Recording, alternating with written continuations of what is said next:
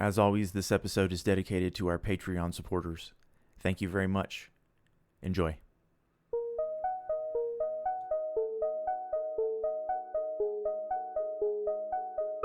Welcome back to Sci-Fi and Fantasy Read-Along. I am ATN. I am Yule. I am DM Phil, now recording. Welcome back. Welcome to our final episode. This is The Foundation Part 5B, if I'm not mistaken. You are correct. Oh, thank goodness. Okay, so do we want to talk about anything before we get started, or should we just jump in? Because we kind of left off in our last episode on a cliffhanger, so I feel like we should just jump in and go, yes? Yes, we did. It was like the perfect time to stop. You'll mention that. We guessed it out of the blue, and I'm like, wow, that was like the perfect cliffhanger. It was a good place to stop. I wonder if it was the end of a story. I'm assuming it was. And then, like, this is the beginning of another one, right? So where did we leave off last time? Like, do you guys remember? I do remember. We left off. Tell me in, I don't know, like two words. Stuff happened. Trading occurred. Yeah. Maybe in the guise of a spy? No, a spy in the guise of a trader? No, I'm just here to trade. I'm just here to trade. And I'll observe. And that's what the dude was doing. Here. Okay, so his name was Wait, Hober. I haven't even had a chance to say 2 words yet. Yeah, it's because we're talking over you, Philip. Yes. His name was Hober Mallow. Hero mission. Well, some ships went down or something like that, and he was going to investigate? Is that what happened? That was his task. It was like a side quest for his main quest. His main quest was to go make money. And he sold trinkets that were going to need to be replenished. He sold junk. But he did it, so not only could he make money, but so that he could sell Foundation goods without Foundation religion. Okay, this is way more than 2 words, you all. I hope you know just that. A little refresher. Yeah. Anyway, that's what happened. In our last episode, we left on a cliffhanger where Hober Mallow left explicit instructions with a lieutenant on his ship, the Far Star, and then left his ship in an escape pod. A lifeboat. Whatever. It's like a little... running away. You know what? Gab would know what I'm talking about. She would understand what I'm going to say right now. He left in a pinnace. I couldn't hold it in. So if you don't know what that word means, look it up. Jill did. Jill knew what it meant. I did not know what it meant, and I completely flubbed that one when we were talking about Leviathan Wakes. But I know now, so this one's for Jill. Jill, that joke was for you. Gab. All right. Well, that word was not in there, and I've never encountered that word before. But I'm gonna have to look it up. Yeah, go look it up. It's funny. It's kind of appropriate. It's not 100% accurate, but it's pretty close. Pretty close. All right, Chapter 10. Let's get going. Planet Sewena, once capital of the province, of the local province. I don't know which one. I don't remember. There's an old man named Onum Bar, and he has received an unexpected visitor. Oh, it's the Normandic sector. And I think Norman means like Norman, England. I don't know, who knows, but Normandic sector. This old man is sitting in this dilapidated house on the outskirts of the city, alone and poor and impoverished, and the stranger just like lets himself into his home. And we find out this stranger is Mallow. It's Hober Mallow. That's right. And they engage in a conversation. And you know how it is, like sometimes you just get, there's some people that they reach a stage in their lives, older people, where they don't care. They say whatever they want. They're not afraid of death. They fart when they want to. Yes, they don't care. They don't care what people think about them. They don't care what people say. They're beyond caring how people judge them. And I get the sense that that's exactly how this old man is, which is the perfect setting for being an open book for Mallow's interrogation. That's a good point. And I'm surprised that it came from you.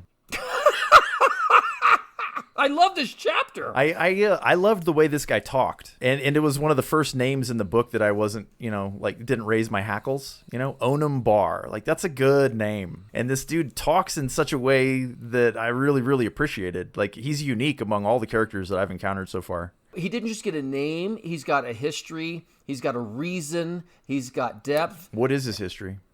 He used to be a patrician of the old empire. What does that mean? He was an important person at one point in time. the Imperium before it collapsed, or before circumstances dictated this world was bombed into oblivion. Oh my God! Yes, it was. Yule, do you know what patrician means? Because Philip's skirting the issue. Am I? Yeah.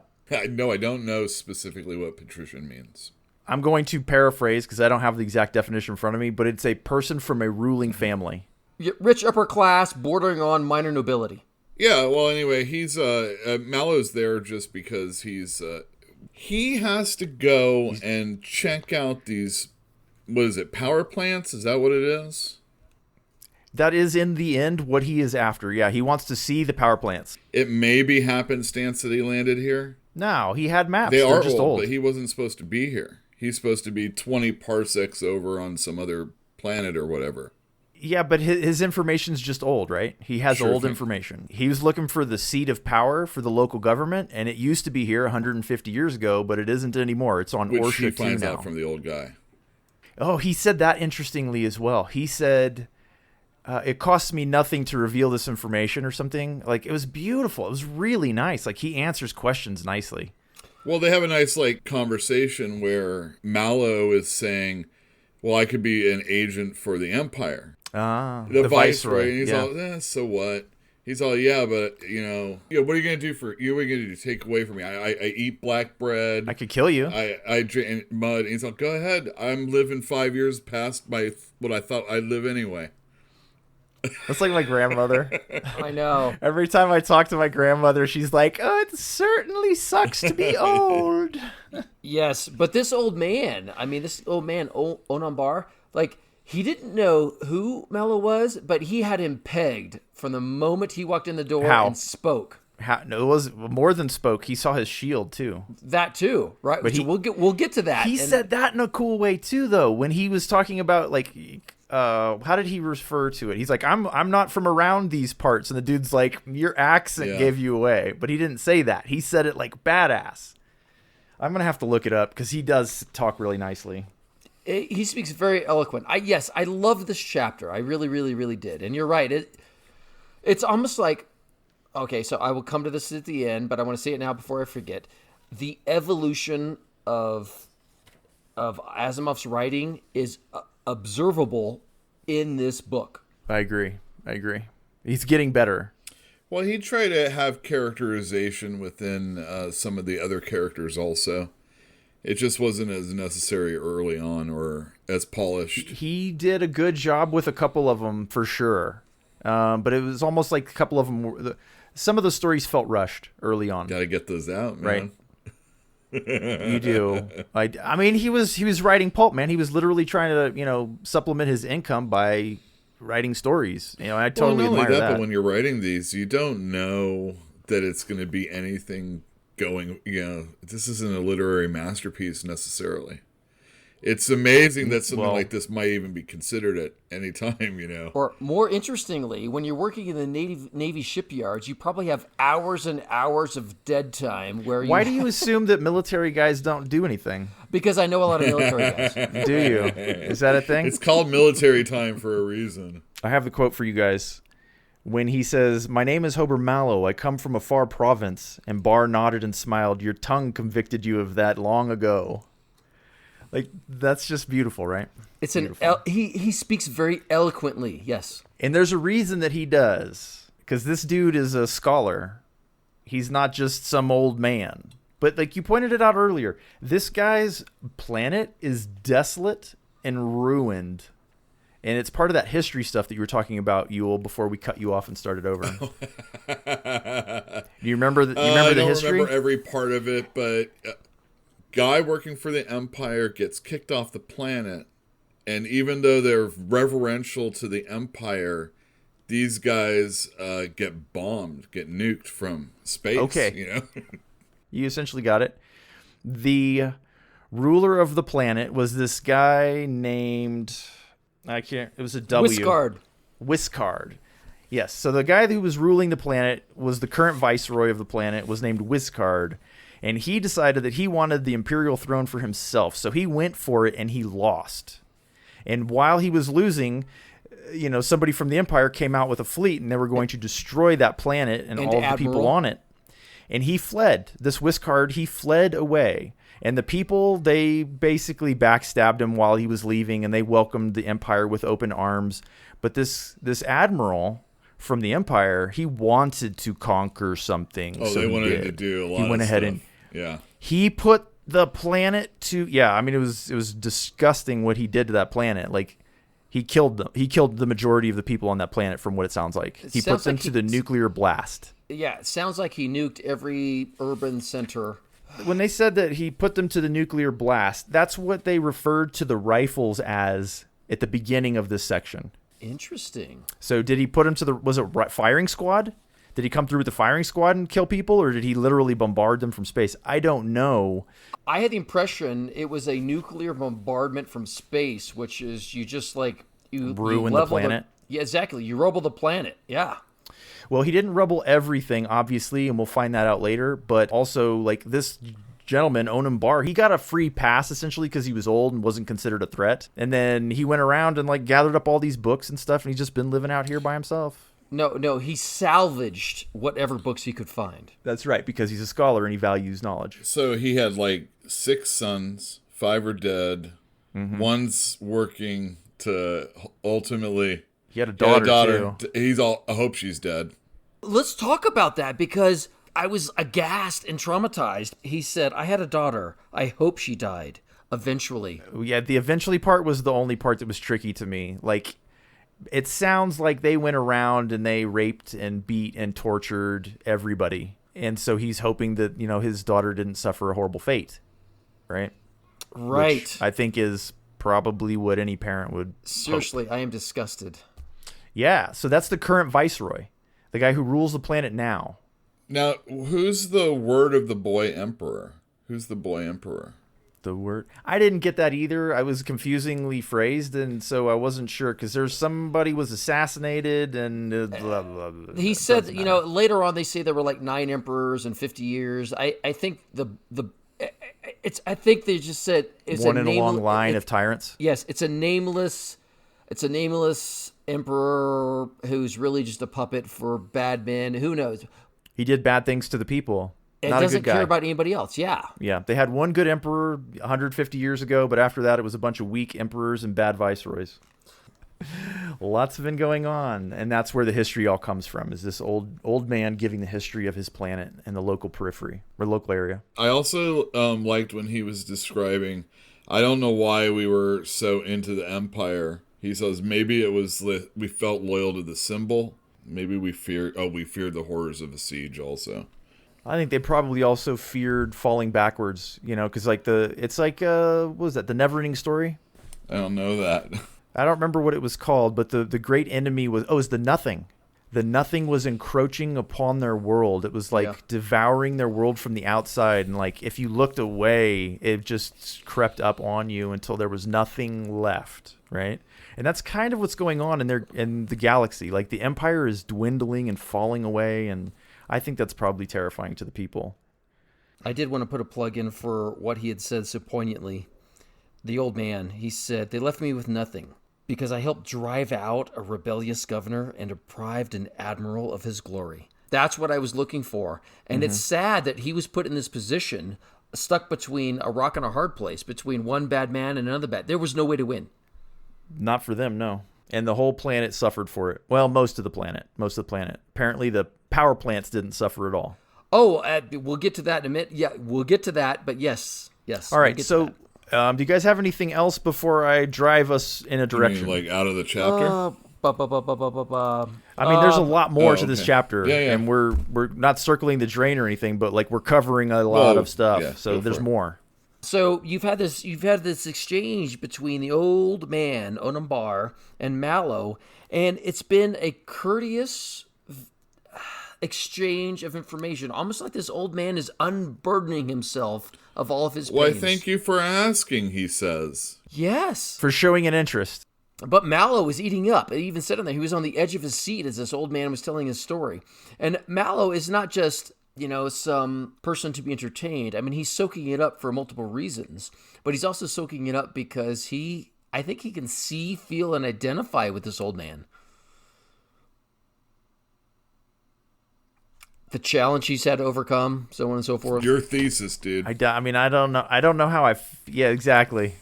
Exactly. All right, moving on. Point is that I was trying to make is that they've had this incredible exchange of information, except it's been 95% the old man telling his story and 5% Mallow telling his story.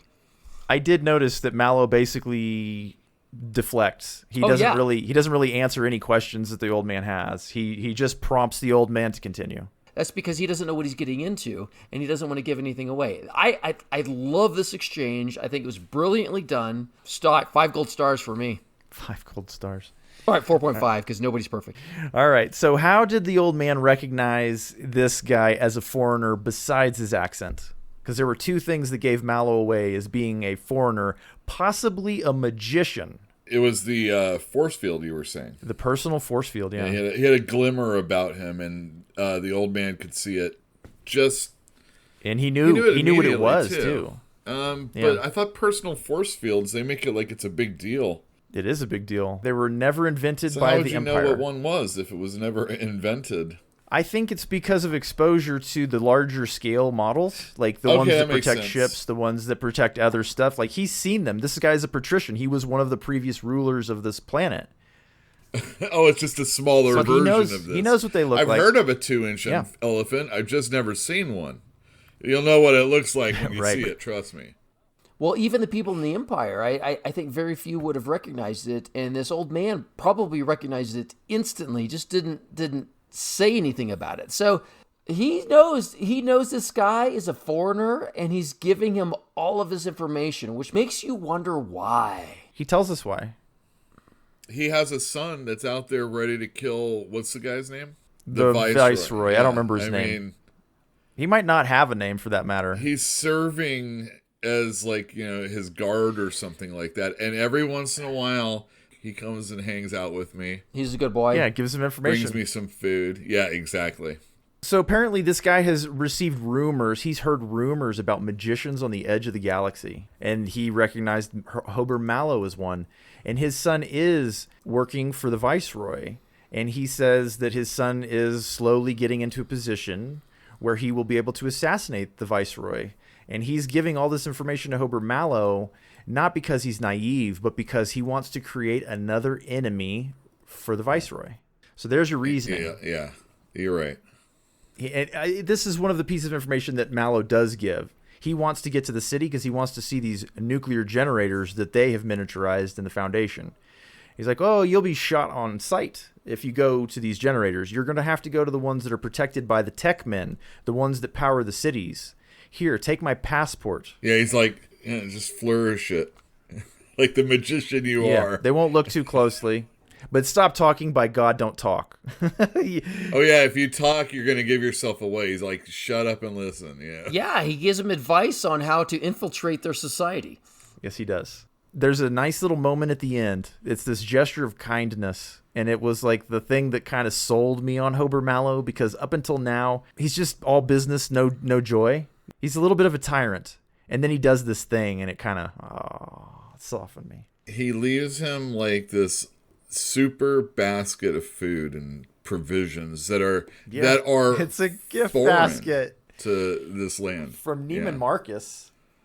It's true, but I mean, this old man barely has enough to survive, and he gives him this huge basket of food, protein packs. I don't know what it was, but it was ship's provisionings. It says that not only were they good, but they lasted long. This guy doesn't need money. He doesn't need wealth. Really, he just needs to survive because he's living on the outskirts of civilization because he doesn't want to be noticed. Even more than survive, because he's already okay with dying.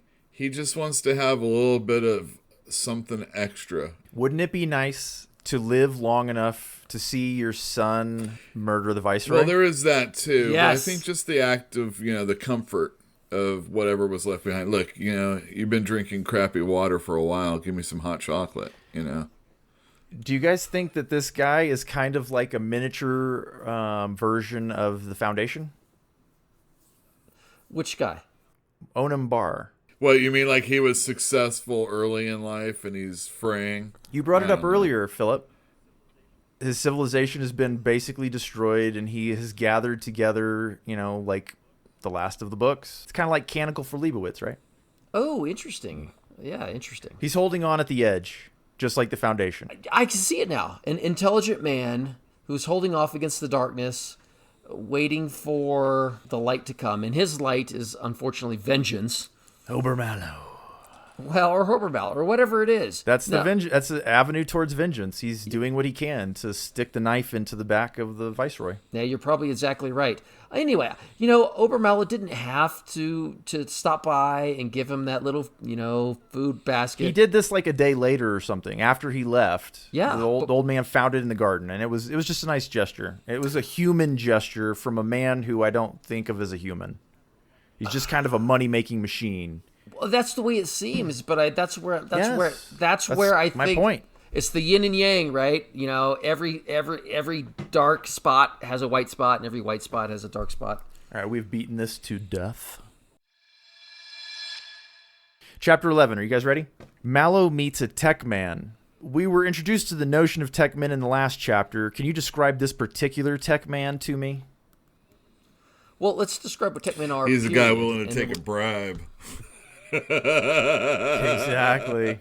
Yeah, he is willing to take a bribe. Phil, go for it. Oh no! Well, it's just when I read books like this, I see like historical parallels. Like for instance, the tech men were described as a specialized group which supervises the power plants. The honor is hereditary. The young men being brought up in the profession as apprentices, strict sense of duty, honor, and all that. No one but a tech man could enter the station. Totally bribable. Well, I know, but I guess you think about that in like either medieval or even before that or even after that technologies, even Renaissance technologies. If you think about Venetian glass or Damascus steel, when somebody finds a way to produce something superior to everybody else. Trade secrets. Trade secrets, exactly. And it is held in the strictest confidence so that nobody else gets it. And it's like that for a long time. The only way to do that is pass it on from father to son, father to son, father to son. The main difference here being that these guys aren't actually doing anything. No, they suck. They're just living in expensive houses right next to the power plants and sucking off the teat of the empire. Yeah, but I wanted to give a historical analogy of like how this is accomplishable. It's the apprentice system, but they're not producing anything of value. So bribery, you say? He was told to bribe the guy. It was suggested. It's possible. It's a doable thing. So Hober Mallow is meeting with a tech man in the tech man's office for the first time, and he's trying to bribe him. Yeah, well, he had already sent him a Guga. He's like, this was fun, but, this isn't going to get me to do what you want. There's a lot of this give and take of, well, if you do this, you could be seen as treasonous, and I can report you to the authorities going on here between the two here. Right, but it's all just a show. So Hober tells them, look, you're wrong on 3 counts. Well, count number 1, I do not work for the Viceroy. Count number 2, this gewgaw that I can provide for you is actually much, much more interesting than the gewgaw I've already given you. In fact, your emperor doesn't even have one. And thirdly, I don't remember what third was. The third was almost nothing. Like a breath of wind is what he said. Yes, that's what he wants in exchange. So this is enough to get the interest of this guy. He's like, oh, okay, so what did you have in mind? He's like, shoot me. Shoot me. He's like, I see you got a gun over there. That's amazing. Go ahead. And he tries to shoot him, and he can't. Because it's a force field around him. Yeah, exactly. Same thing that happened with Hardin when the Regent Venus tried to shoot him. It just does nothing. Charged beam and duh. Yeah, exactly. And he's like, wait a second. This is impossible that there's a personalized force field. Yeah, when he takes it off to give it to him, because that was part of the deal. Like, if it doesn't kill me, then I'm going to give you my personal shield. And he does, and the guy's like, the power source is the size of a walnut. I am a 20th level high power man. They got walnuts in the future. I just want you all to know. Of course they do. That's good stuff, man. Then we're gonna bring those with us. Walnuts will never die. Well, he's indignant. He can't believe it. but he just witnessed it work, and he puts it on and he tests it out. He shoots himself on the lowest setting, stun or whatever, and he shoots himself in the arm and it doesn't do anything. And he's like, oh my God, it works. This is the greatest thing. It is the greatest thing. What does he want to do with that?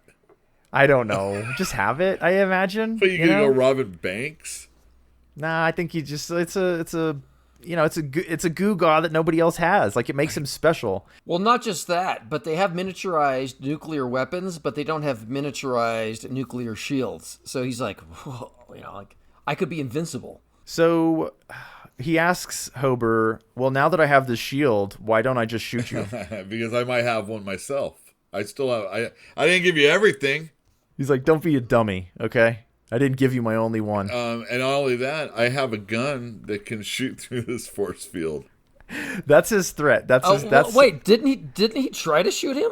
He shot himself. Weren't you paying attention? He was like, no, he did. He was asked to shoot him, but you already got there. Man. Okay. So the guy's threatening to shoot Hober Mallow. He's like, why don't I just shoot you? And he's like, I'm still wearing a shield, dum-dum. And he's like, well, okay, well, what do you want? He's like, I want to see your power plants. He's like, and if I say no? And he's like, well, my pistol shoots through shields. So they go. Seriously? And he doesn't even really want to go into the power plant. He just wants to look at it for like a few seconds. Doesn't want to touch. He just wants to see. Doesn't need a lot of time. Just want to see. I'm sorry, but this guy's too dim-witted to get it. It's just like, you give him the shield that's invulnerable. Nothing can penetrate this. And like, well, why shouldn't I kill you? And I was like, well, because I have guns that can penetrate your shield. Because I didn't think about that before I gave you a shield, dummy. But okay, so this is another example where we've got a person whose avarice or greed or flaw, whatever it is just a little too far. Yeah, but no, I mean, come on. The worst thing about taking Mallow with this guy right now is the long drive. That's the worst thing. Not a long drive. Because I'm joking. Because he's going to go and come back. Not even going to step foot inside. He's just going to go and observe it. Oh, he's going inside. Am I mistaken? I thought he just observes it. This tech man is a disgusting parasite, and I loathe him. And Mallow is getting the best of him, and I'm just like, oh, thank God. Yeah, definitely. He was described by Mallow as being the first man he had seen who didn't look starved. He has fat rings on his fingers. He's got very thin hair, and his scalp is pinkly shining through. And he's obviously greedy.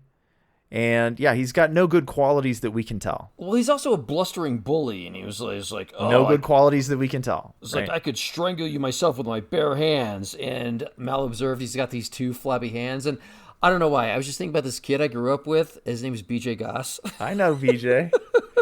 I hope BJ turned out to be an outstanding young man, but he's not young. True. Yeah, he's middle-aged now, baby. He stopped being a bully during high school. Like when we were in high school together. When Greg Limpar ran him up a tree and threw rocks at him? Yeah, I think so. Good. I think that was the lesson he needed. Good. That is great. I'm glad I had a happy ending for him. And I'm glad Greg Limpar did it. Let's get back on track. All right, so you knew this guy in high school who was a bully. Don't we all? Philip, this was your story. Well, no, I finished my story. That's what this guy reminds me of. He was just like a big, blustering bully with soft hands that couldn't really hurt you, but he was very intimidating. Yeah, Mallow was described in the previous chapter as being a fighter. He's got scar on his cheek, and he's a big man. That's true, and yes, he's a big guy in girth and height. But all this little man, this little tech man, all of his bluster was just a show, and he's never had to raise his finger, and he's never had to do any work. All right, so chapter 12, Mallow tours the power plant for 15 minutes. Says nothing. He says nothing. He touches nothing. His eyes touch everything. I guess that's the reason why I kind of thought he just goes and then comes back. And then he interrogates him afterwards. He doesn't need to see much. They return to the dude's office. His office, did you guys notice, was like attached to the powerhouse, essentially. They went into it through under a tunnel underneath. Yeah. So it's like got a secure passage back and forth. It's kind of like a vicarage, right? A priest living on the site of the church. I was thinking like a vestibule, but something like that, yeah. I mean, it's the house attached to the thing. It's reserved for the man who's the tech man, the important man. Sure. And he's used to being important. But when they return from the powerhouse, Mallow has some questions for him. He's like, what if it breaks? It won't break. Well, what if I destroyed it? Then we kill you. Okay. Well, that's missing the point. Could you repair it? Let's end this now. I've had enough of your lip. You go on, get. Oh my gosh. I hate people like this. You work for the government, though, so get used to it. No, truth is, I don't work for the government. I pretend to work, and they pretend to pay me. I do like that joke very much.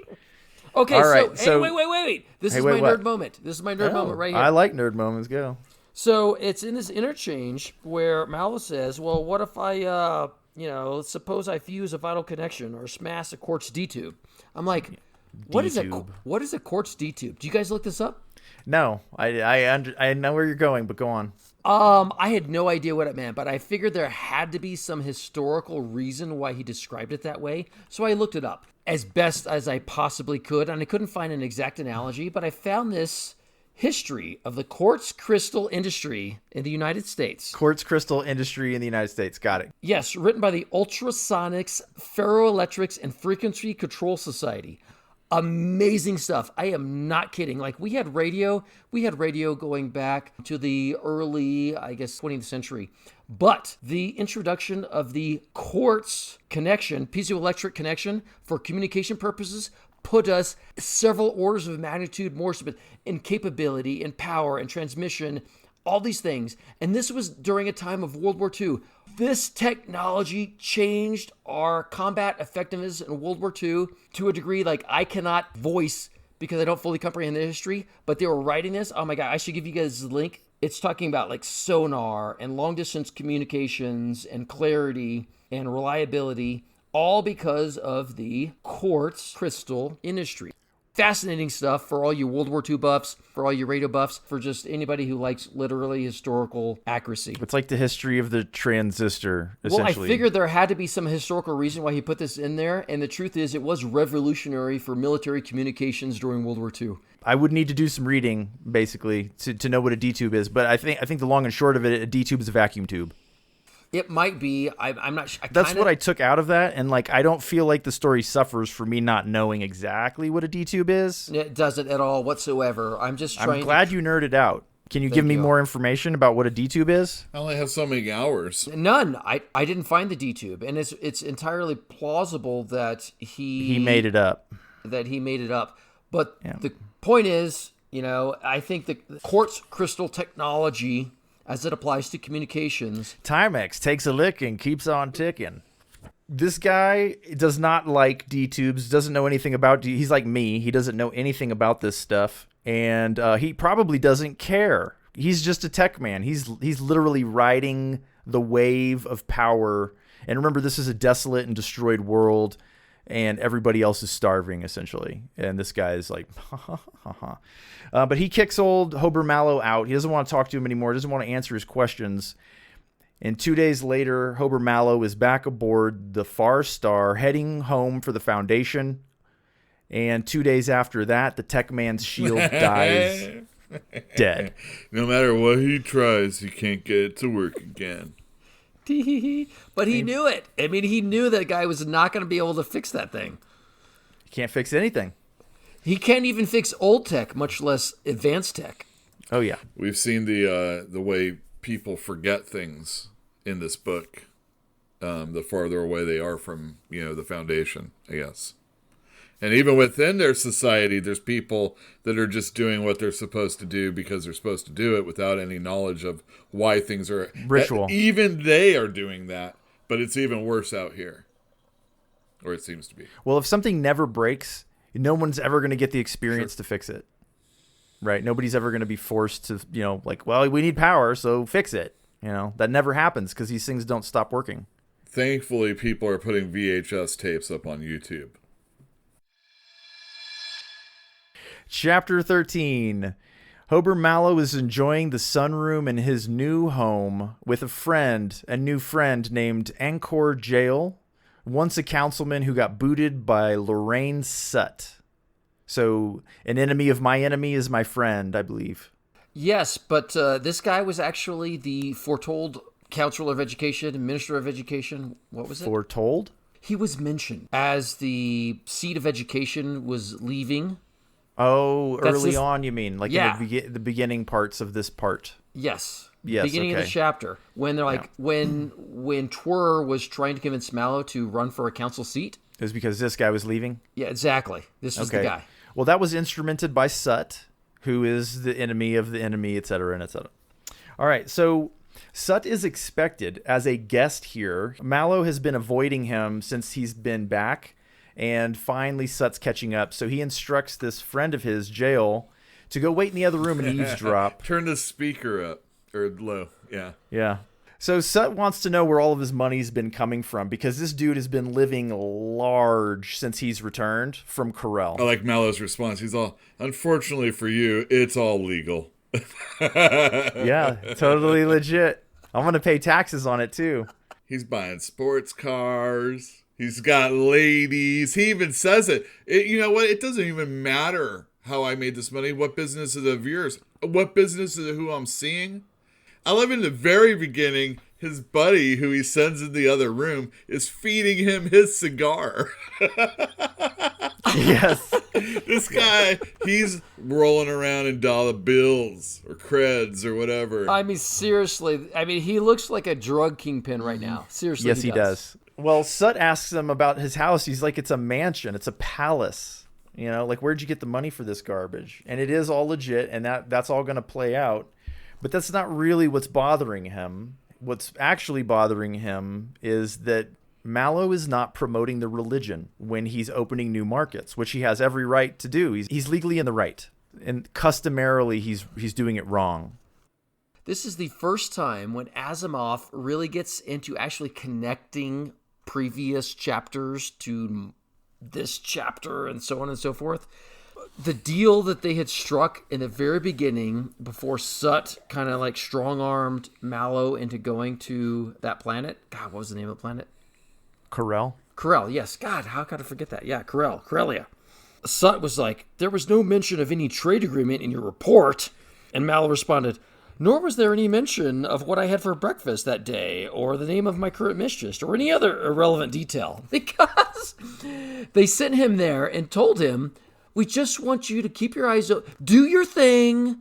He straight out asked them, Phil, whether or not he was going to be a spy. And they said, no, you're just going to observe. Yeah. Just keep your eyes open. And that is the beauty of this. He did exactly what they told him to do. And he came off like a golden hen laying golden eggs. There's a sin of omission in there, though. And I don't blame him for omitting it because knowledge is power. And we all know from Topper that you don't just give information away freely. You hold it close to your chest and use it like a currency, right? Sure. But there's definitely the sin of omission that Hober Mallow knows perfectly well where those guns had come from.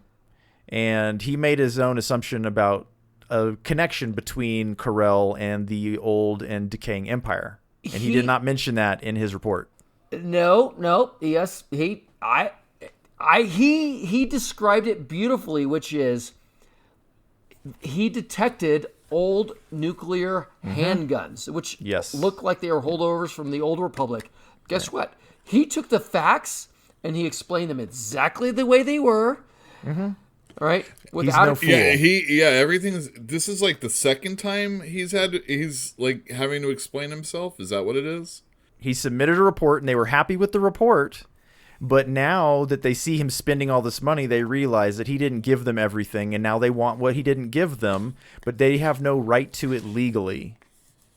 Well, he gave them every single thing they asked for him, which was... And not a drop more. Exactly. Well, they want something from him, whether it's... they want his blood, really. Sort of. I mean, the premise is that he needs to fall in line and do what they want. And he's like, no, you can take me to court. I'm not going to do that. And then Sut explains Manifest Destiny to us.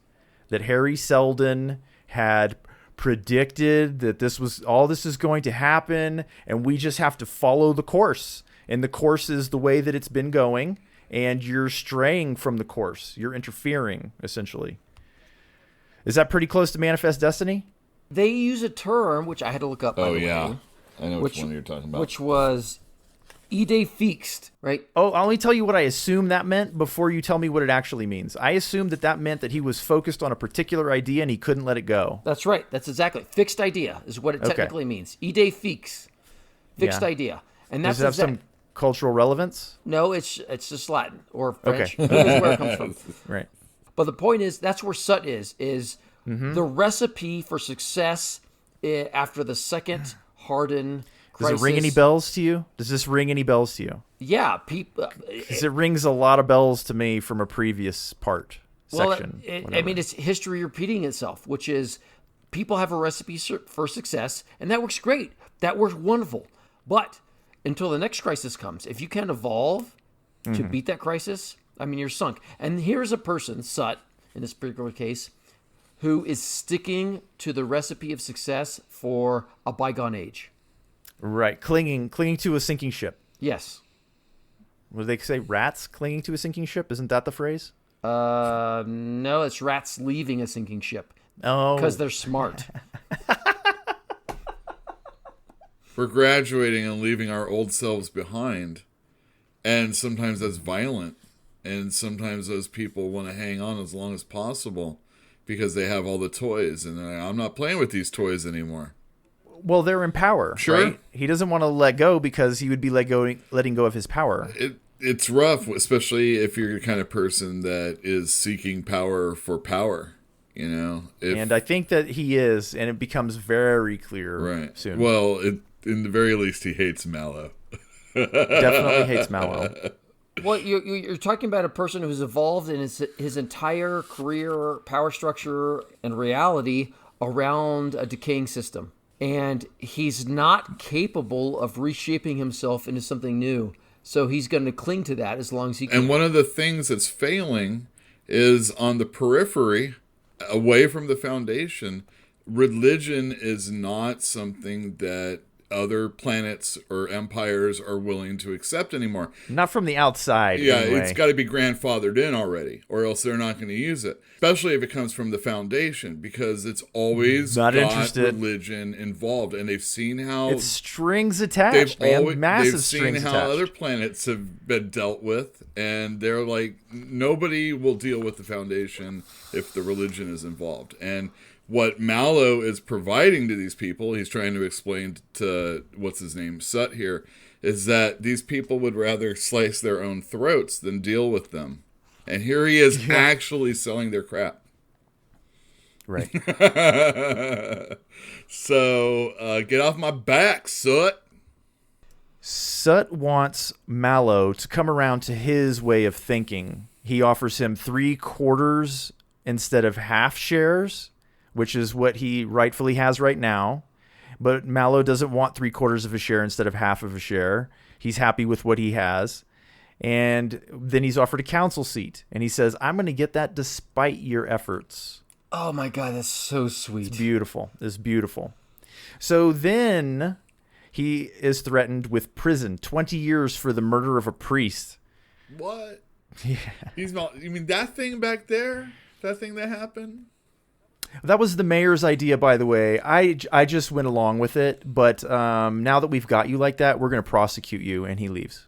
Yeah, and then his buddy comes out from the other room. I swear, man, I love this chapter. The whole second section that we're doing today is amazing, but this chapter was so beautiful. So beautiful. So what is the assessment given to Mallow by jail on what Sut is actually doing? By planting himself at the head of the standards of the pious, he could make war on heresy, as represented by you, for instance, and make himself king eventually. Yeah. And then he goes into the heart. He's not just clinging to a crumbling edifice. He is actually trying to use it to position himself to come out on top after it collapses or during its collapse. It doesn't sound like he's really got Harry Seldon's best interests at heart. I think you're right. We have not seen a return of Harry Seldon, even in the last chapter or whatever. There's a mention of a Seldon Crisis, there is. Isn't that right? In fact, Mallow thinks they are in one right now. Yeah, and so what's he going to do about it? He wants to be on the council right now, yeah. Did you notice the ad hominem attack that he put on him as well? Oh, big time. Oh, yeah. man, you could tell that dude was scared and out of his depth when he reverted to attacking the man and not the idea. Yep, so absolutely. I think I'm talking about 175. Leave that to me. Who knows, man, Leo? Since Salvor Hardin's time, the primacy and the mayoralty have never been combined in a single person. Yes. So yes. He stated it openly there. Sut really, that's what he wants. He wants to be everything and the big cheese. I would like you to notice, though, that Sut is correct, that the person that needs to overcome the next crisis is exactly the person that he thinks that he should become. Yes. Right? Like, so he is the crisis. Maybe so. I don't think he's a crisis. Like, the crisis is the...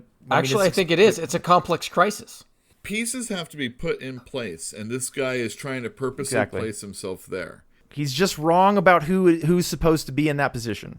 One of the things that always happens in this book is that humanity of today, even in the future, with the amazing machines and technologies and crises that they actually know are actually occurring and they can see happening, and they all can't get together because the one thing that always comes back is our human foibles, whether it's greed or fear or wanting to control, and dominate. And it's a lot of, like we were saying in the very first episode, it's a lot about man and the penis and exploration and control and dominance. And when you can't control and dominate anymore, you hold on even tighter.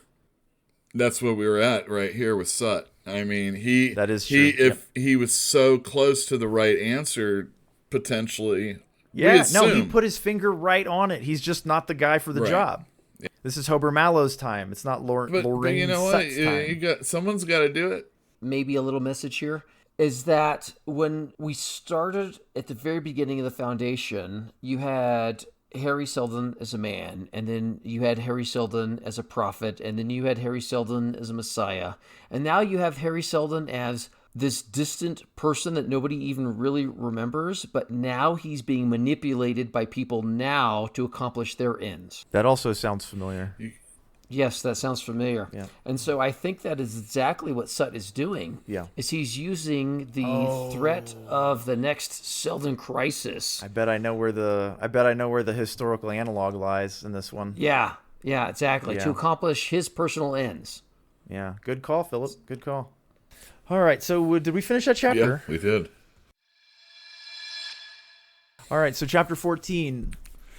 In the council chambers, this is day 4 of the trial of Hober Mallow on the crime of murder of a priest. He's going to be his own lawyer, I guess. Yeah, he's going to defend himself. Today's the day that he does that. But just for a little bit of context, it has been 3 days of the prosecution tearing him apart, demonizing him and accusing him of all sorts of stuff. And this has been televised. It's been made public. Everybody's watching. He wanted him to be seen. He did. Hober did want this to be seen.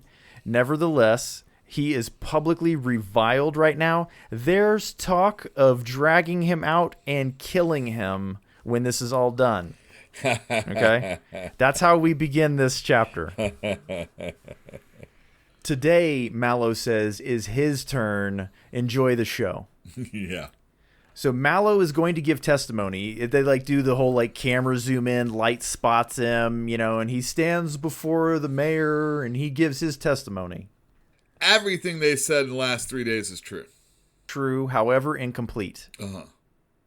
And now listen to me while I destroy them in court. Well, he can barely get a word in because the people outside are yelling for his head. They want him dead so bad that he can, he has to wait for them to calm down so he can say what he wants to say. Yeah, by the end of this, he's very hoarse. All right, so let's go through it piece by piece, right? Sure. He got suspicious immediately when, in the same day, he got 2 strange propositions from people that he didn't know or barely knew. Right. I guess maybe a year ago he knew Twir. He met him at a conference, I believe is what it was. But see, I feel like at the beginning of this chapter, I was led to believe that these guys actually knew each other. I mean, Mallow is always showing up with some new dude in a chapter, like he knows them. Uh-huh. You know, I mean, oh, yeah, well, he I noticed you said dude there and not person because it is always dudes. Yeah, I kind of thought maybe because of that cigar bit in the last chapter. I wondered, I really did. It was a little personal, right? That's like a very personal gesture, though, to like put a cigar in somebody's mouth. Yeah. Huh, that's a strange thing to do to somebody. So he's always starting a chapter with another guy in that he's dealing with. And I didn't really understand at that time until right now that he didn't actually know Twr. I mean, he invited him on his ship, but there's a reason for that. We'll find out. It was not clear to me either, Yul. Like, I assumed also that he was familiar enough with Twr that, like, the invite to get on the ship made sense. Right. But it really didn't. Right. But what happened was he put two and two together. He figured that these seemingly unconnected events were actually connected, and he assumed correctly that Twr was Sut's man. Yeah. And he's like, well, better the devil you know, so why don't you come with me and get on this ship? Right. It's like keep your friends close, but keep your enemies closer. Exactly. So when he reveals this information that Twr had a religious background and didn't even know what a Seldon Crisis was. Do you guys remember when that happened? All of us were like, what? That doesn't make any sense. No way that's true. How could you not know that? Well, it rang alarm bells for us, but it rang alarm bells for Hober Mallow. And that was the key. It's like he realized that this guy was an enemy. Well, gets right along my theory that the evolution of Asimov's writing has taken place here, and I think it's evolved substantially where he can put those things in there, and we call shenanigans, and then we get the payoff much, much later. Yes, it is nice to have that. Maybe the fact this is a longer chapter also. There's some breathing, even though many years go by in this chapter. Okay, so let's get back onto track. We're back in the trial, right? So he has explained how he put two and two together and he figured out who his enemies were. And then he says that, yes, everything proceeded just as described by the prosecution. However, I recorded the whole thing. Yeah. So why don't we take a look at the recording? So that happened on page 184. This might get clipped out, I'm sure. Are you talking about the flash of light? No, not the flash. Well, right before the flash of light. He said that he sent Twr away for 5 minutes.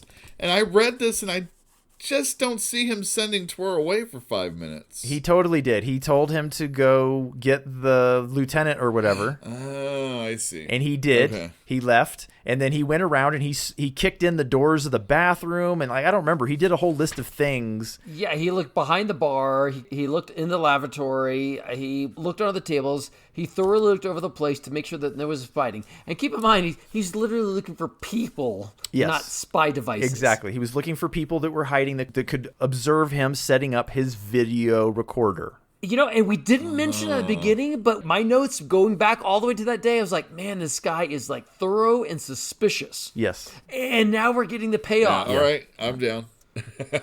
No, it was good. It was good. It's funny that you just set your phone down on the table now. Yeah, sure. He has to go to this whole thing. But he did more than just set up a recorder, right? He flooded the room with UV light and a camera that could see it. Fortunate that he did so also. But you guys remember the flash, which it was only one throwaway sentence, but like now we come back to the flash. So he replays the entire thing, and then he points out the flash to people, and he zooms in on that flash. And it is, as best I can tell, it's the reflection of a tattoo on the guy's hand. Yeah, think about what? Like when you go to Disneyland? Black light. A black light stamp. You got a black light tattoo that says what? KSP. And I mean, the smart ones among you might have already figured out that the KSP stands for KGB. Oh, I see. Yep. That's what that is. Well, what does it really mean? KSP is the Karelia Secret Police, and it is a way of them identifying themselves. It's an invisible tattoo, but under a certain light, it can be seen, and it's one of the ways, crude possibly, but it's one of the ways that they use to identify themselves. So he points out very astutely, it was really, really odd that this priest showed up out of nowhere. And then it was odder even still that a crowd showed up 100 miles from the nearest sizable community. It was all odd. So he was suspicious, so he set the recorder up, and it happened to catch this tattoo. So there never was a Jorain Para, or whatever his name was. He was Corellian secret police. That's got everybody immediately outside that's watching this unfold. 180.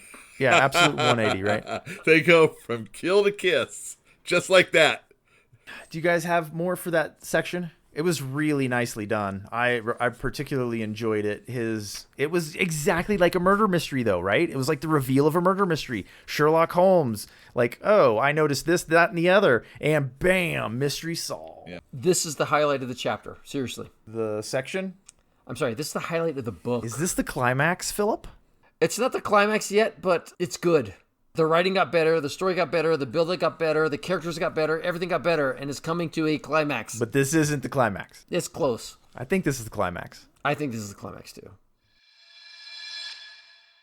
All right, so riding high on their court victory, Hober Mallow and his buddy Jail take advantage of their momentum and have Sut and Manlio arrested for inciting the priesthood and interfering with the Foundation.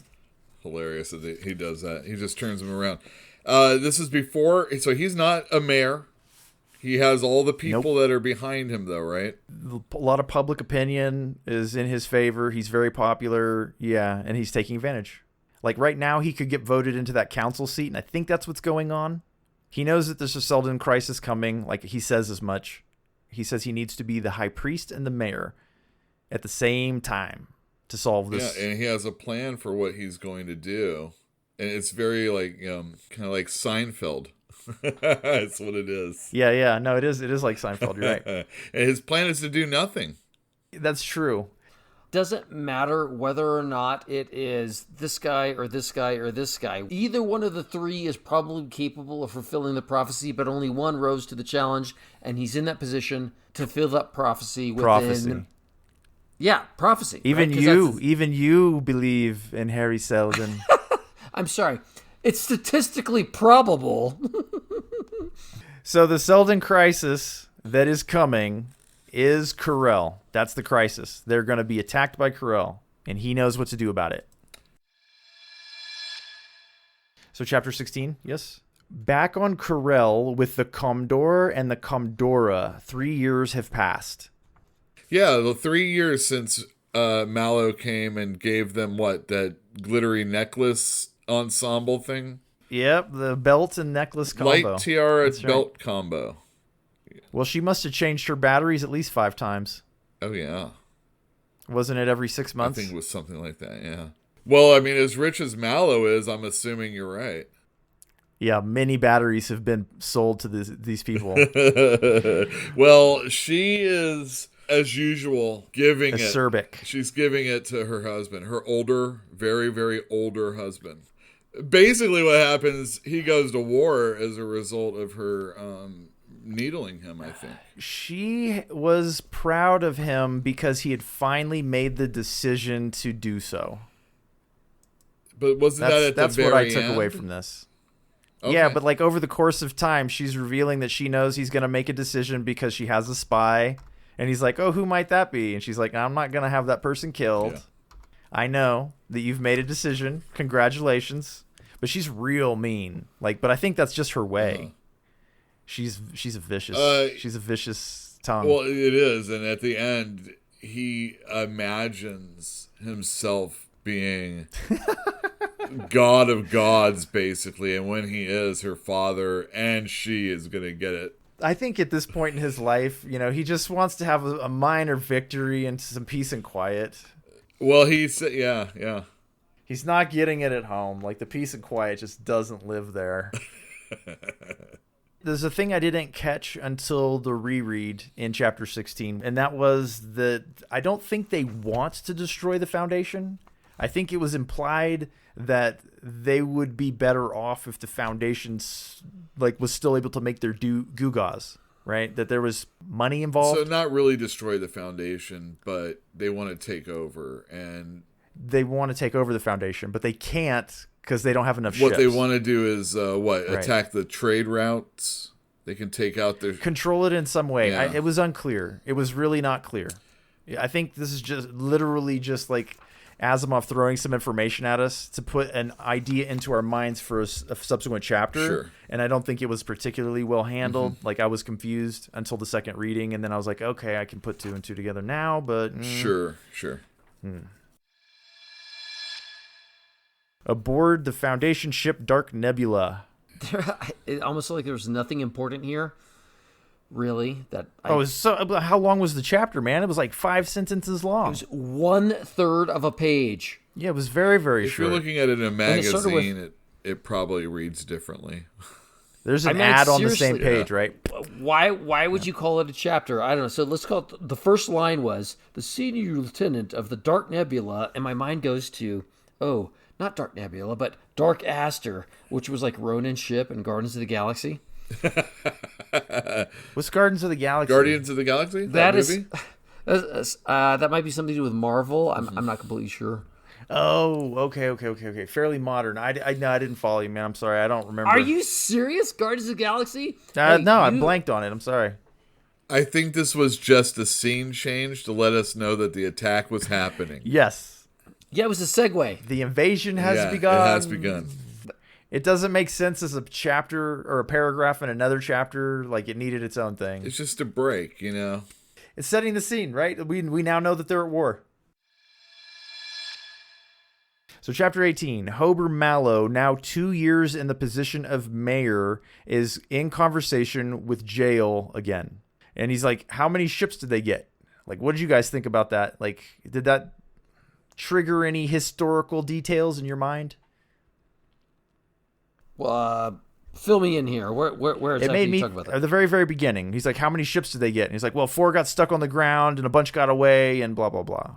What, are you trying to go for like a Pearl Harbor type thing or something? I mean, that's what made me think of. the dates and when this came out. 1 year before. 1941, right? Yeah.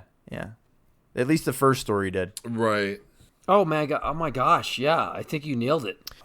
So they are waiting for Sut to arrive. And like, I have to also admit, in this moment, I was a little confused because I know Sut went to jail, but like, I wouldn't have let him have his power back. But they seem to have not stymied this man's career very much. They just kind of like shimmed him off to one side. Well, I thought they just arrested him. I don't know if he was actually in jail, was he? Well, they didn't care to charge him. He said that he didn't care if he was convicted. They just wanted to hold him for a certain amount of time back then. Well, he's supposed to come over, and before he does, Jail kind of lets us in on the situation. He's kind of powerful still in the council, and he's trying to oust Mallow, and it's very reminiscent of the Actionists, who have a lot of power, and they're trying to oust the current mayor because they want things done a different way or whatever. I can't remember what Jail said. It was something very, very specific, and I didn't write it down for some stupid reason. He said that you have traded with Corel to their exclusive benefit for 3 years. Your only plan of battle is to retire without a battle. You abandon all trade with the sector of space near Corel. You openly proclaim a stalemate. You promise no offensive even in the future. Galaxy Mallow, what am I supposed to do with such a mess? Right? Yeah. I think the message here is that capitalism, the power of capitalism, will exceed the power of religion. Yeah, religion's played out. That's the message here. He's using trade as a weapon. Yeah. That's the message I took. But the thing is that the religious guys were doing that also. It's the exact same thing, yeah. You get them hooked on something. These people are going gleefully into it, right? They're getting gadgets and gewgaws and etc. And there's like all sorts of stupid stuff, like the atomic knife stops working. She can't cut meat anymore. Oh my God, he's talking about the appliances that women aren't able to use. And that's so they're going to harass their husbands. No, it's not. These gadgets help women clean your house better. Back then that was a big deal, though. I mean... Yeah, no, it was. But the thing is like, studies suggest that it saved like 5 minutes of time for housewives. The dishwasher, Anybody can do it. That stuff builds up so fast, man. I promise you. That stuff adds up If you have 10 gadgets that you use every day that save you 5 minutes, that's 50 minutes of your life every day. But you run the risk of not knowing how to fix your own dishwasher. Oh, it's a complete trap. It's like cars now. A car says, alert, you have a problem, but it doesn't tell you what the problem is. So you have no chance of fixing it for yourself. So you have to take it to a mechanic, which does a diagnostic. Diagnostic alone costs you $250, Yeah, it right? costs money. And then they're like, oh, well, now that we've done the diagnostic, now that we determined the problem, now it's going to cost you this. Why doesn't the car itself just tell you what the problem is? And maybe if you choose to, fix the problem for yourself. No, it doesn't do that. It says, there's a problem. Take me to a mechanic. Oh, it's a scam. Big time. It's the whole disposable culture thing, and they're building it like while Asimov is a young man, right? They're building that culture. Mind you, this is before planned obsolescence. So like they really turn it into a weapon later. But like right now, it's still pretty innocent. Well, the battery died. You need to buy more batteries. That's Sorry. not innocent, though. So Sut accuses Hober Mallow of strengthening the enemy to their detriment. And in response, he is told, you either join or you're going to rot in jail for the rest of your career. That's Mallow making the threat to Sut. Yeah, so the roles have completely reversed now. And it's Mallow giving the orders. And he explains the whole process that, like, it's all planned out. Yes, he's not going to do anything. That is the plan. He's going to let it happen. But there's a stalemate going on. The stalemate was instrumented. It was on purpose. And the goal is to bring them to their knees through economic warfare, essentially. The details don't really matter, I don't think. And also to come to their own realization that they are giving up because there's nothing they can do. Well, they're also in bed together. So if one thrives, the other thrives. If one suffers, the other suffers. So why doesn't everybody just get along? And the word that he uses, Sut, is like, you think a jacquerie? I don't know how to pronounce that word. It's French. Jacquerie, perhaps? Jacquerie. So this is a peasant or a commoner uprising, essentially. And that seems to be what Mallow is saying, is that the common people are going to revolt on Corel. And they're going to kick the Commodore out. This was not just some idle statement. He said a housewife's rebellion, a jacquerie. In 1358 in France, the peasants revolted. They were denied the luxuries that they were used to. And so they revolted. And their luxuries were so small at the time. Yeah, but you don't want to go backwards. I think that's the opposite of civilization. Any slide backwards is a bad thing. And these people they were sliding backwards, and then they started to go forwards again, and now they're sliding backwards again. They don't want to go. So they're going to revolt. But Sut does not believe this is the case. He does not believe religion is played out yet. And he wants things to go back. It's the exact same argument. He's like, it was working before. We're going right back to the way it was or else. And so Hober Mallow has Sut arrested. And he probably spends the rest of his life in jail, or at least his political career. So there's not much left in this chapter. He's wielding trade like a weapon at the end. And he explains how it's done. That if Sut's propaganda machine irks the priesthood into action, then he's just going to squish their trade until they are not flourishing anymore. And so thereby he's turning things on and off, right? So he obviously follows Harry Seldon Mallow. Yeah. He believed he was the right guy for the job. Sut believed he was the right guy for the job. He did not follow Harry Seldon. Even though he was in a position to follow Harry Seldon, in the Foundation, right? He had all the right information. He just took it the wrong direction. He was, a council member or whatever the hell they are. Yeah, he could attain that level, without being such a jerk. So there was this little exchange between Mallow and Sut. Sorry, Sut was railing against the economics that Mallow was trying to set forth, and Mallow laughed. And he said, you've missed everything and understood nothing. And he said, the empire can't replace anything because the empire focused on macroeconomics. And you're right, the economics of 25 million planet system. Once you degenerate control over that scale, I mean, you can't control anything, which is why it's impossible. Didn't he say something like, once the fall starts, you fall completely, or something to that effect? Exactly. And pull out one card, the entire thing falls. And he said, but it's like our little foundation, our single little world, almost without metallic resources, have had to work with brute economy. They had nothing. And having nothing forces you to evolve and advance. Does that make sense? Yeah. So piggyback on that, the Foundation, their whole goal is to, I guess, basically control the whole enchilada. Well, they're building a second empire. Their way was not working anymore. And so, yes, Mallow weaponized trade, but that was so that the Foundation can still exist. He said that they had to use the weapons that were available to them in the time, and that religion was no longer the weapon, and now it was trade. He was the guy that knew that, and there he goes. What else is there at the end of this chapter besides the excerpt from the Encyclopedia Galactica? That's the last part of the book. You guys have anything else for the chapter itself?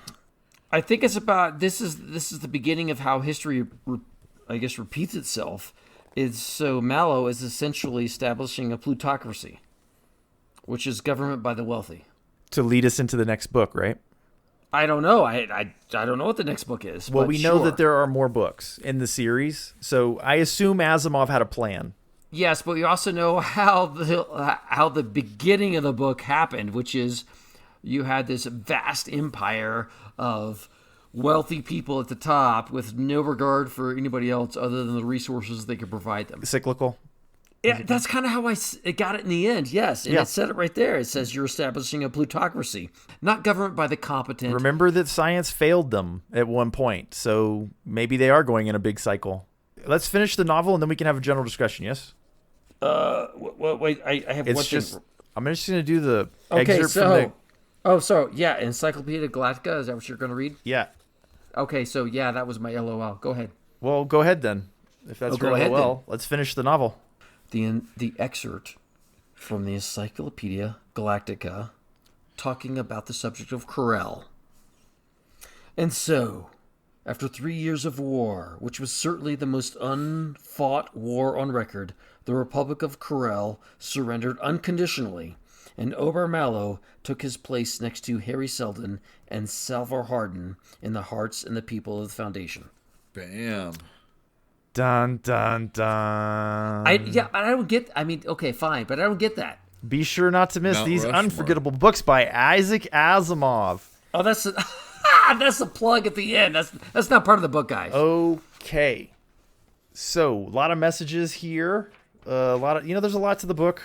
Yeah, the very last message is capitalism is more important than religion, because they said Right now. the religious beliefs surrendered unconditionally to capitalistic beliefs. No, it wasn't the religious people. That wasn't the religious... No, That's it was... kind of the message It was there, right? Corel. Corel's not a religious state. Right? They were just the current crisis. That's fine. So the religion of capitalism won. Okay. Well, sure. Capitalism is definitely still in fashion, right? It is. I mean, in some places. Yes, in some places. Well, yes. I mean, the thing is if you want to be a world, or do you want to be, just, continents that make up a world? Do you want to look at the whole, or do you just want to be entertained? I'm not following you, buddy. What are you I'm just being, I'm being silly is what I'm being. You're stupid. Yes. A little. That's fine. I'm being a little dreamy. What I'm saying is, Still don't know what you're saying. Yule, I love you. You're hilarious. all right, here's the deal. We as a people have to get together. Okay.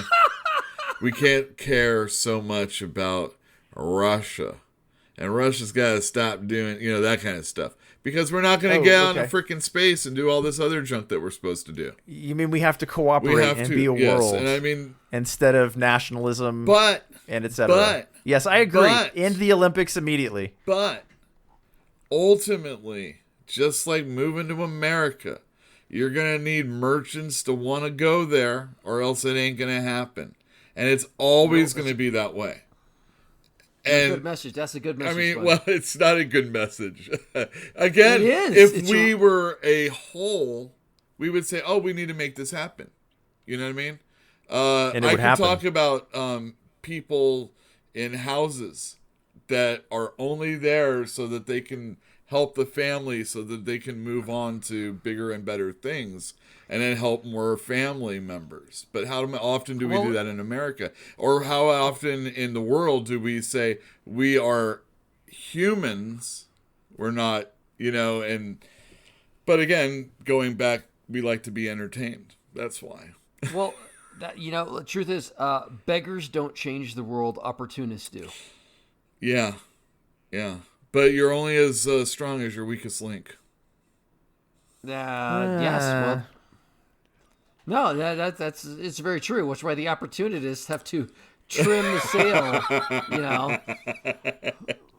That's right. When you harvest a pot plant, you want to definitely get those leaves off the nugs.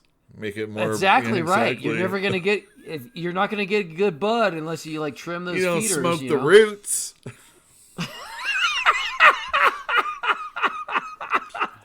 Well, even still, it just depends. Like a Star Trek, humanity figured it out, and you had all the nationalities and genders, or I'm sure eventually, if Gene Roddenberry knew, it'd be all sorts of people on the. Everybody's welcome in his exactly. Future. It's utopian. Well, it is utopian, greedy. And I agree. And there's always going to be people angry with people. They had greedy people. They had backbiting people. They still have all of those problems.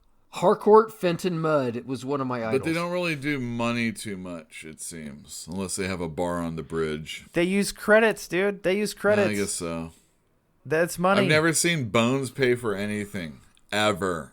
Maybe on the Navy ship you don't pay for the coffee. I mean, tell me the episode where Wesley Crusher spent money. Okay. Dude, that stuff would be invisible too, right? A couple hundred years into the future, your Apple Pay is going to be embedded in your fingernail. Oh my God. Okay, so I remember reading one of those really bad Arthur C. Clarke, written by somebody else novels. Yeah, I know what you're talking about. In the 80s, and they were talking about data chips in their fingers. And I had no concept of what they were talking about. And now you take your phone and tap, and your phone's better than the computer I played a Sierra game on, Yes. Yeah. My phone is more powerful than spaceships that have gone to the moon. That's wild. And this guy's writing about that stuff before we actually did that also. I think this guy deserves a lot of praise for this book. I know that at his age, I couldn't have written this book, right?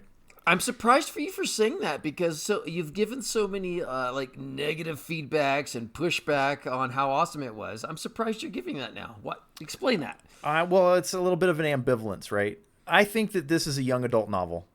I think that this is an appropriate novel for young, smart boys. And I read it when I was 19, so I might have fit a couple of those categories at the time. But now I find it to be a little too simplistic, a little too repetitive, a few too many unsubtle homages.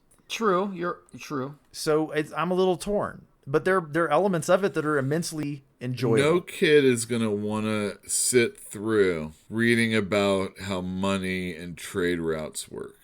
Yes, and you're right that would be boring, but don't you recall those moments in this book when a really smart person outsmarted a villain and you felt good about it? Yeah, but I could just say and they really glossed over he really glossed over the trade stuff. It was only in the last chapter that it was explained, and it's just like a cinch. You can ignore that stuff. You just cinched the story shut there. The real climax was the chapter before that. It was on a downward descent. It was a most novel shit. The thing is, I can't really judge this as a full novel. Why? It was episodic. So what?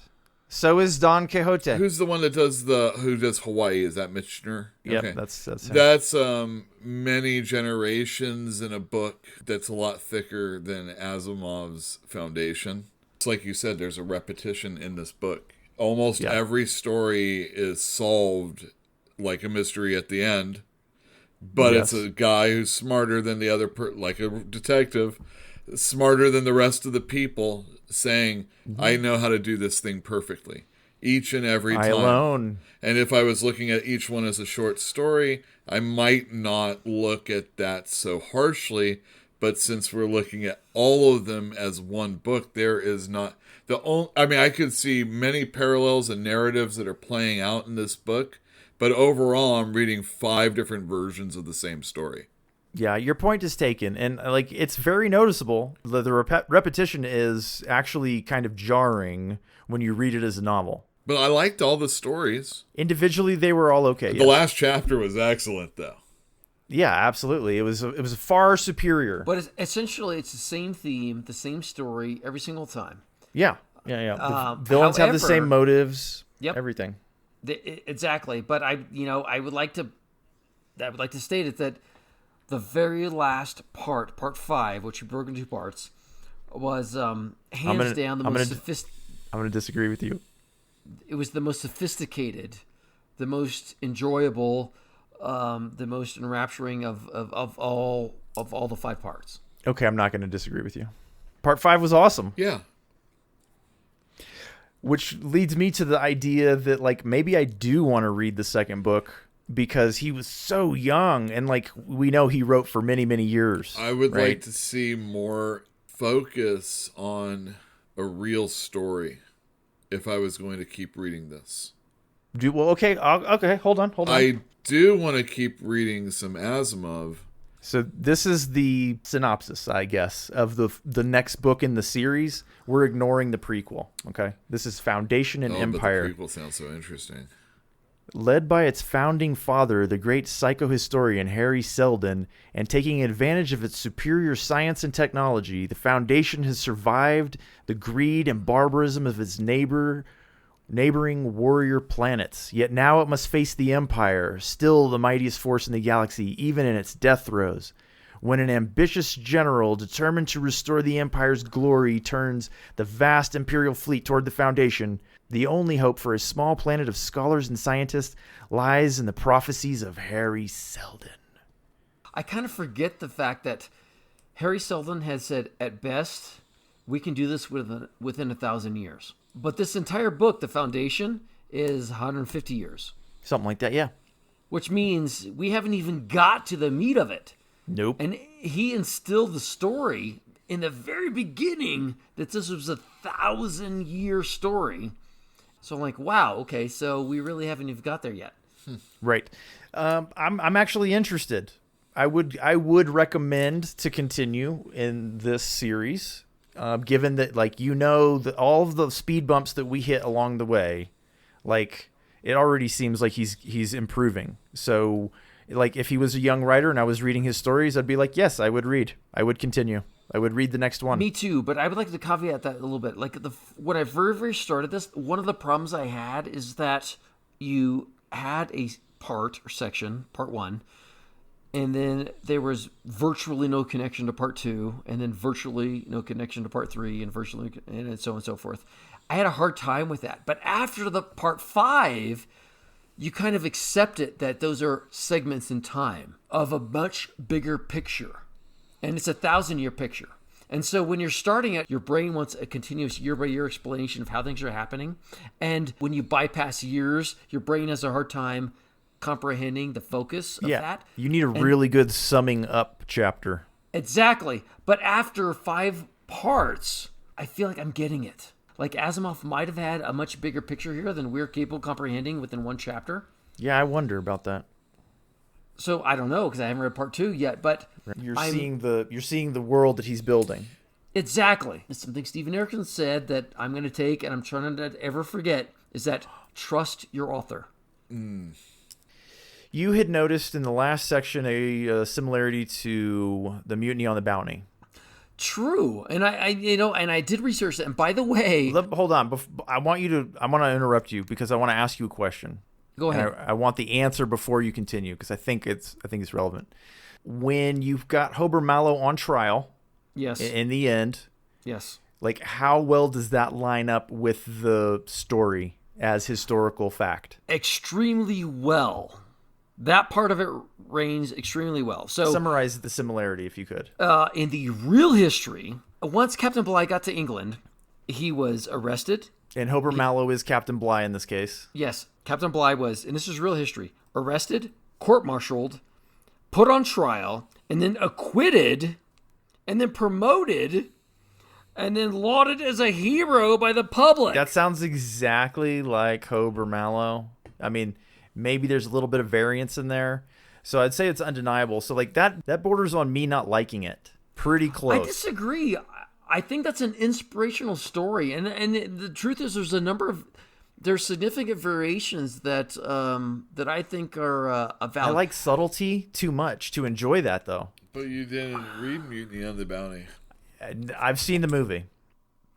Which one? The black and white one. That's all I know. But if they're just taking stuff from historical text and just souping it up for story, where's the homage in that at all? I don't see a steal here. I see an inspirational story that transferred into his story. I think he saw something that worked. He saw a good story. He liked it. He was like, wow, that was exciting. I'm going to translate that into science fiction. Which chapter was that? It was just this last chapter, right? Philip pointed out that it went in a big circle because we started with the trial of Harry Seldon and then we ended with the trial of Hober Mallow. He liked trials, that's for sure. I think he likes a lot of things like patterns and repetition. Well, when you're a first writer and you're trying to get your stuff out, a lot of times you're just doing the formula that you're doing in order to do it. And not only that, but back in the pulp days, you gotta write those words. He probably wasn't just writing sci-fi either.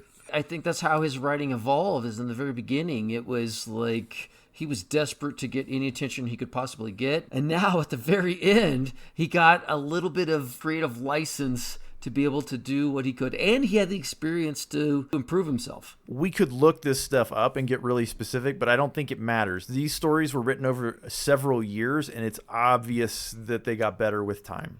For sure, yeah. So he was writing other stories in the meantime, almost certainly. He got better. Pretty good book, though, I think. Well, we only have this one book as an example. I mean, I know you've read another book, but I doubt that you remember it well enough to point to historical analogs, right? Well, I wouldn't. And Philip's never read any Asimov before now, and I've read the series, but I don't remember it at all. So, like, we don't have a lot to go on other than he wrote for a very long time, and it's very unlikely that he didn't improve as he wrote. I mean, we've seen it already. I mean, it's in the pudding right here in this one book. Yeah, I absolutely would recommend, like, with, the caveat that I think it's young adult. Ladies and gentlemen, we have finished Foundation. We hope you enjoyed it. The next episode of this podcast that's coming out is going to be the first episode of A Wizard of Earthsea by Ursula K. Le Guin, which I am going to be doing under the guise of Gab and or Blab with Jill. If you like what we're doing, please follow, subscribe, tell your friends, all that jazz. See you in the next one. Love you guys. Bye.